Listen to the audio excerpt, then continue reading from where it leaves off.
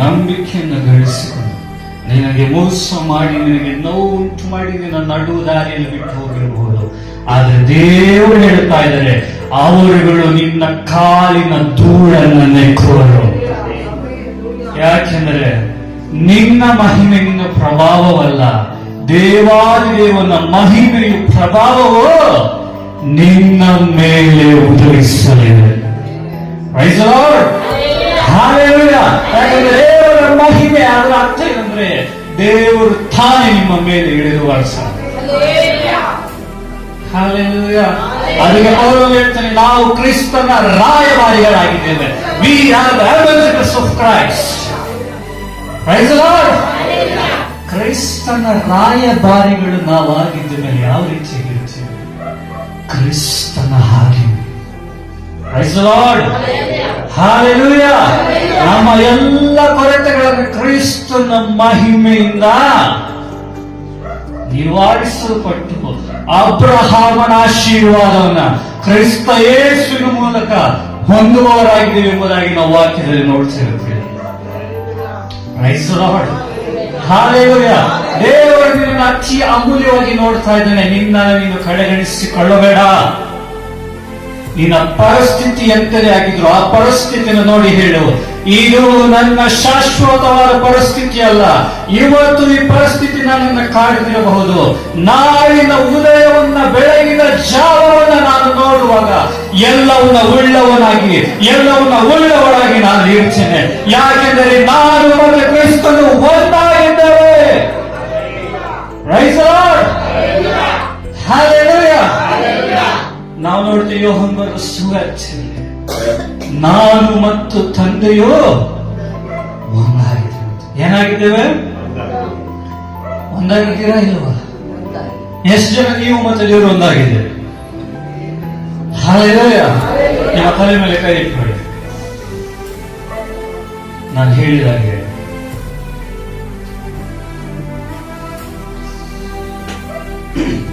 ತಂದೆಯು ಮತ್ತು ಮಗನು ಒಂದಾಗಿರುವ ಪ್ರಕಾರ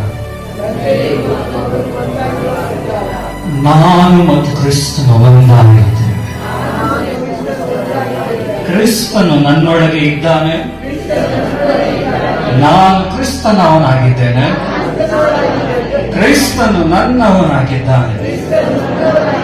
ಇನ್ನು ಮೇಲೆ ನನ್ನ ಜೀವಿತದಲ್ಲಿ ಯಾವ ಕೊರತೆಗಳು ಇರುವುದಿಲ್ಲ. ಯಾಕೆಂದರೆ ದೇವರು ನನ್ನನ್ನ ಸಮೃದ್ಧಿಯಾಗಿ ಅನುಗ್ರಹಿಸಿದ್ದಾನೆ. ನಮ್ಮೆಲ್ಲರೂ ಜೋರಾದ ಚಪ್ಪಾಳೆಯನ್ನು ಕೊಡಿ. Praise God. Hallelujah. ನೀವು ಮತ್ತು ದೇವರು ಒಂದಾಗಿರುವ ಪ್ರಕಾರ ಆತನ ಸಕಲ ಅತಿಶಯ ಐಶ್ವರ್ಯವು ನಿಮ್ಮದಾಗಿದೆ. ಯಾಕಂದ್ರೆ ಪಾಲನು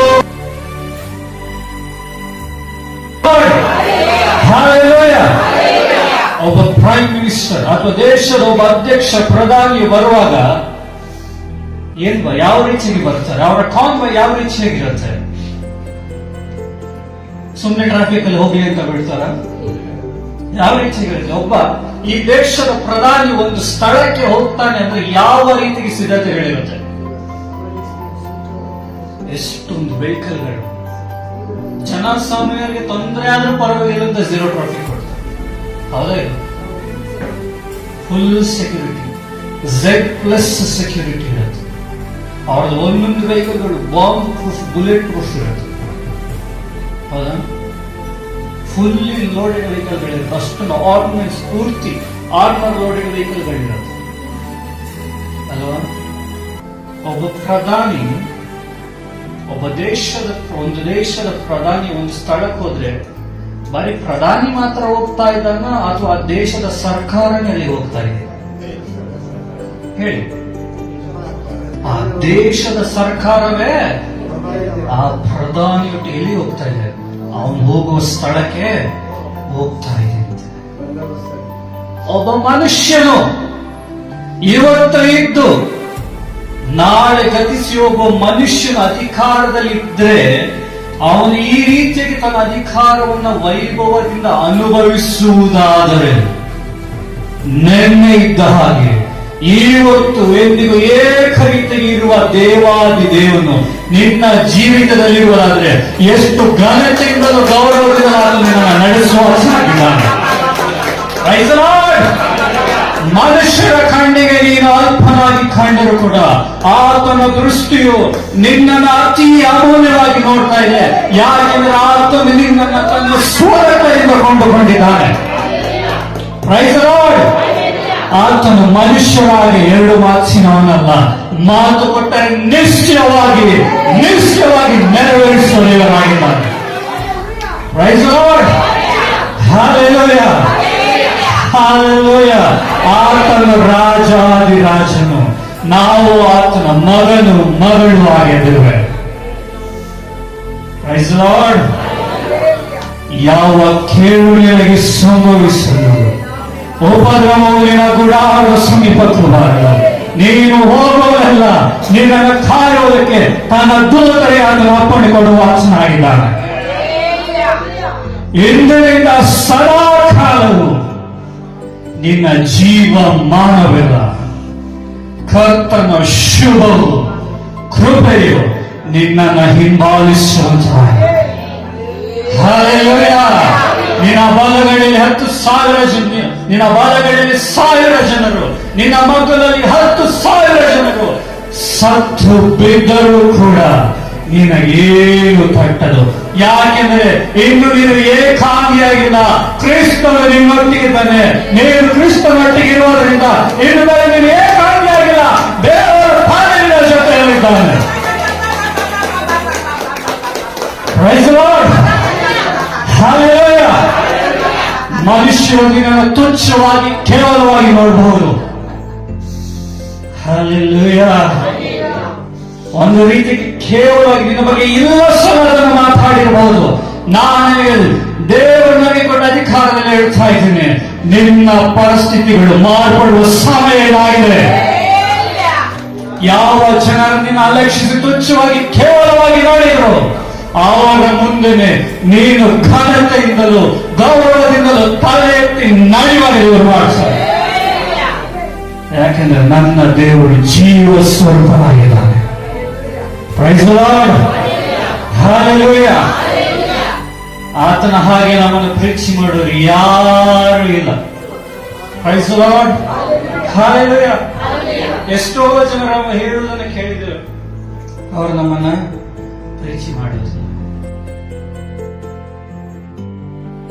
ಮಗಳು ನನ್ನನ್ನು ಪ್ರೀತಿ ಮಾಡೋದಿಲ್ಲ, ನನ್ನ ತಂದೆ ತಾಯಿ ನನ್ನನ್ನು ಪ್ರೀತಿ ಮಾಡುವುದಿಲ್ಲ, ನನ್ನ ಮಕ್ಕಳು ನನ್ನನ್ನು ಪ್ರೀತಿ ಮಾಡುವುದಿಲ್ಲ, ನನ್ನ ಹೆಂಡತಿ ನನ್ನ ಗಂಡ ನನ್ನನ್ನು ಪ್ರೀತಿ ಮಾಡುವುದಿಲ್ಲ, ಎಲ್ಲರೂ ನನ್ನನ್ನು ದ್ವೇಷ ಮಾಡ್ತಾರೆ, ಕೇವಲವಾಗಿ ನೋಡ್ತಾರೆ, ನಾನು ಅವಮಾನ ಮಾಡ್ತೀನಿ ಎಂಬುದಾಗಿ ಒಡೆದು ಹೋದಂತ ಸ್ಥಿತಿಯಲ್ಲಿ ನೀವು ಇರುವುದಾದರೆ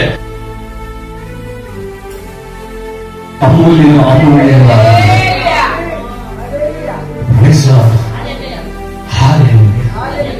ಈ ಲೋಕದ ಜನರು ನಿನ್ನ ಕಸವಾಗಿ ಕಂಡರು ಕೂಡ ಆತ್ಮ ನಿನ್ನ ಅತಿ ಬೆಲೆಯುಳ್ಳದಾಗಿ ಆತನು ಕಾಣಿಸ್ತಾ ಇದೆ.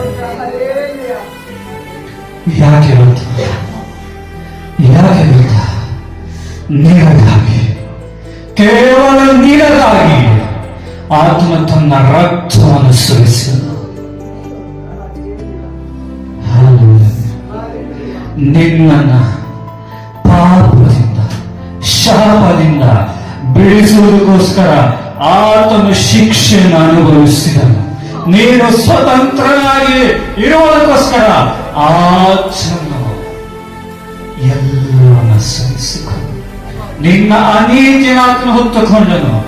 ಯಾಕೆ ಗೊತ್ತಾ? ನೀನು ನೀತಿವಂತನಾಗಿ ತಲೆ ಎತ್ತಿ ನಡೆಯೋದಕ್ಕೋಸ್ಕರ. ಹಲ್ಲೆಲೂಯಾ. ನಮಗೆ ಸುಖವನ್ನು ಕೊಡೋದಕ್ಕೋಸ್ಕರ ನಮ್ಮ ಅನಾರೋಗ್ಯಗಳನ್ನು ಆತನು ಹೊತ್ತುಕೊಂಡನು. Price the lord. ನಮ್ಮನ್ನು ಐಶ್ವರ್ಯವಂತರನ್ನಾಗಿ ಮಾಡುವುದಕ್ಕೋಸ್ಕರ ಆತನು ದರಿದ್ರನ. ನಮಗೆ ಘನತೆಯಿಂದ ಗೌರವವನ್ನು ಕೊಡುವುದಕ್ಕೋಸ್ಕರ ಆತನು ಅವಮಾನಗಳನ್ನು ಸಹಿಸಿಕೊಂಡ.